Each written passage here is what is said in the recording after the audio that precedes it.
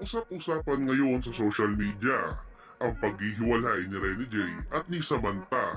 Subalit ngayon lamang ay may lumalabas na tila third party sa kanilang relasyon. Ito'y matapos maghiwalay ni Rene J at ni Samantha. Ang dahilan daw ng kanilang paghihiwalay ay si Peter Bryce o mas kilala bilang Basic. Sa ganitong usapin ay sumigway daw di umano si Basic sa relasyon nila Rene J at ni Samantha. Ngunit malaking katanungan ng mga netizen kung sa Basic nga ba ang dahilan ng paghihiwalay ni Samantha at ni Rene J. Narito ang video, panoorin natin.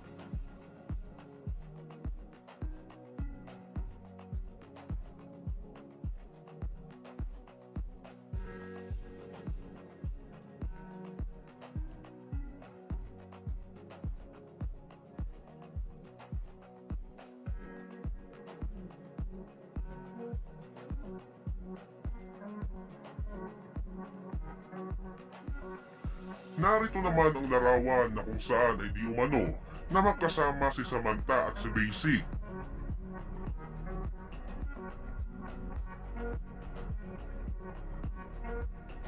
Sa larawang ito ay tila magkalapit pa ang dalawa.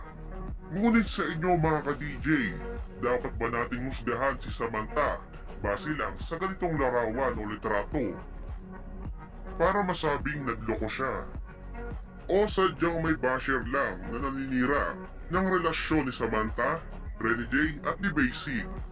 Alam naman natin kung gaano sila ka-close bilang magkakaibigan. Ito lang masabi ko, okay? Ito lang kay Rene J. Kasi si Rene J, guys, nag-deactivate na ako sa social media. Ang message niya sa akin, Boss Dogs, di ko alam kung sino paniniwalaan ko. Advice ko doon, Rene J, okay? Hindi mo kailangan maniwala kay girl, hindi mo kailangan maniwala kay kulot, and hindi mo kailangan maniwala sa mga tao sa paligid mo. Rene J, kailangan mo mag-move on. Kasama yan sa party ng pagtatanda. Sinabi ko naman si Rene J, if may problema ka, if kahit ano, kasi alam ko siya sa mo, Rene J, na mamadagdagan stress ko. Rene J, alam nyo, kahit sino sa inyo, pag may problema kayo, willing akong pauwiin si AJ sa kanila at tatabi tayo matulog pag kailangan mo ng space. Kaya hindi mo kasama yung teammate mo, makapag-relax ka. Sinabi ko yun sa'yo, sabi ko, kaya balik ka dito, pauwiin ko si AJ. Kung hanggang kailan mo gusto, kaya makapag-open ka, di naman sa willing kailangan ko yung gawin. Alam mong bunso kitang kapatid, lahat kayo dito. Ang sakit, Rene J, totoo lang nung kausap kita sa phone, ang sakit na umiyak ka. Alam mo yun, umiyak din ako nun kasi hindi ko alam eh. Like, kahit din ako guys, naguguluhan, hindi ko alam kung sino paniniwalaan ko. Ayun yung napakasakit, hindi ko akalain na magkaka-issue ulit dito sa bootcamp na dyan. Kala ko sa akin na yung pinakauli. Kala ko talaga sa akin na yung pinakauli. Pinagdasal ko yun na sana ako na yung pinakauli. Sana yun na yung pinakauli. Sana yun na yung last, ayoko na magkagawa pa. Ang naging problema ko guys, hindi nyo kailangan i-live. Kung gusto nyo pag-usapan nyo, pwede naman kayo mag-usap kayo tatlo. ay walang damay-damay. Ito naman, kay Kulot, tol, di ka na pwedeng yumapa sa bootcamp na to. Pinagkatiwalaan kita. Gusto mo na content, binigay ko sa'yo. Gusto mo ma-hype ka, hinipe kita. Ano ang sinabi ko nung day na pupunta kayo sa Subi? Diba bawal? Bawal kayo pumunta. Nagbawalan ko. Alam mo yun, huwag mo sabihin na hindi ko sinabi yun. Sinabi ko sa'yo, kaya live na lang tayo, practice tayo para sa laban natin nila Ghost Rider. Tapos ano sabi ni Kern? Ay sige, tinatamad na ako, di na ako pupunta. Tol, alam mo, ang dami nagsasabi sa akin, ang dami nagme-message sa akin, ba't mo yan kinuha? Eto mga ginawa niyan. Ano ang sinabi ko? Ang tao nagbabago. Diyos nga kaya magpatawad, nagtitiwala sa pagbabago. Paano pa kaya ang tao? Naniwala ako, sabi ko hindi kaya niya magbago. All goods dito men, all goods, pinagbinigay. Like, tiwala, opportunity, lahat. Nagagalit din sa akin yung headquarters but wala kaming kaalam-alam na nandito na siya. Sabi ko, bayaan yan. Akong bahala. Men, pinagkatiwalaan kita. Kay girl naman, alam nyo, hindi pa kayo 18 years old. Ano yung race nyo para pumunta na Subi? Ano tawag din pagka hindi pa 18? Underage. Matatakot ako sa inyo. Nasabihan ko kayo, well, part ng growing up yun. Sinabi ko sa inyo, bawal, di ba? Sinabi ko sa inyo, bawal. Bakit na tinuloy? Ang pinayagan ko lang nun si James. Kasi nagpaalam sa magulang. Sinabi ko kay James, tawagan mo yung magulang mo. Sabihin na pinapayagan ka. Tumawag si James sa magulang niya, Boston, pwede daw. Hindi. Kailangan mag-message na mama mo, ipabasa mo sa akin. Yung message siya, pinabasa sa akin, James. Basically, wala akong pake. Kay girl, pati kay Kulot. Super concerned ako kay Renny J. Okay? Renny J, alam mo naman yun. Kung kailangan kong sungkitin yung buwan at ilapit dito, kung kailangan natin lumipat ng bootcamp dahil mas gusto mo, kung ano yung kakagaan ng loob mo, gagawin ko. Hindi lang sa'yo, sa buong Nestle Solid, sa buong member dito sa bootcamp. Kung kailangan kong mag-jogging sa NLEX, kung kailangan kong, alam mo yun, gumawa ng napakahirap na bagay para lang sa ikabubuti nyo, gagawin ko. Energy, part yan ng pagtatanda, pagsubok yan, magdasal ka lang sa Diyos. Andyan yung magulang mo, andyan ang kuya mo, andyan si ate mo, andito kami. If pag kailangan mo ng kausap, pag kailangan mo ng talina, ayaw namin na nasasaktan ka.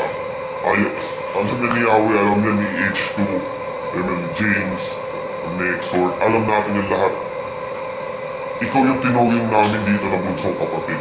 Ikaw lang nag-iisang player dito na kaya akong i-joke time ng todo. Alam mo yan, walang may kayang gumawa ng ikaw lang. Pati si Mabsi, pati si Naki. Pero as a player, ikaw lang, Renny J. Kapag kailangan mo ng kausap, kailangan mo ng advice or anything, hindi ko ako ngayon. Pero ang advice na masabi ko sa'yo, move on, okay? Kasi na kung gusto mong maniwala, instinct mo na yan. And if naniwala ka dun, kung dun ka masaya sa vision na yun, dun kami din. Sa Renny J, kung kailangan mo ng isa, 2 linggo magpahinga, go, do it. Kung sa ikabubuti mo yun, go. Pahinga ka, pero pag kailangan mo ako, then dito lang talaga kami. Dito ako, okay? Gusto mo lang sabi mo, boss, gusto ko magbakasyon, taga-bakasyon tayo. Kahit saan yan gusto mo eh. Basta wag lang yun dun sa may kailangan ng travel pass doon. Madami tayo masyado, hindi tayo pwede doon. Kaya kumuha ng travel pass na yun. Pero gusto mo boss doon, kuha tayo ng resort dito sa Pampanga, magpahinga muna. Join natin. Hindi lang para sa'yo, para din sa Yahweh, Cage. Pag dumating din sila sa point na ganyan yung problema nila, ganoon din gagawin ko. Kaya hindi magpahinga ka. 1, 2, 3 linggo, kahit isang buwan if ay lang kailangan mo, go for it. Huwag kang makinig sa tao.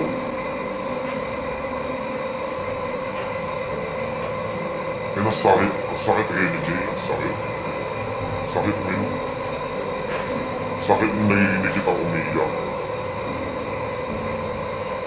Ang update. Kung gawin ang pinamagandang advice na bibigay ko, mag-move on ka Renny J. Magdasal sa Panginoon. Kausapin mo magulang mo, kuya mo, ate mo, kumain ka ng healthy foods. Ngayon, pahinga ka Renny J.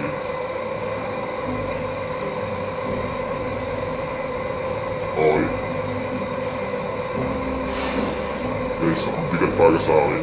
Normally, ayoko talaga magsalita kasi ayoko na ng issue. Sawang-sawa na ako to, guys.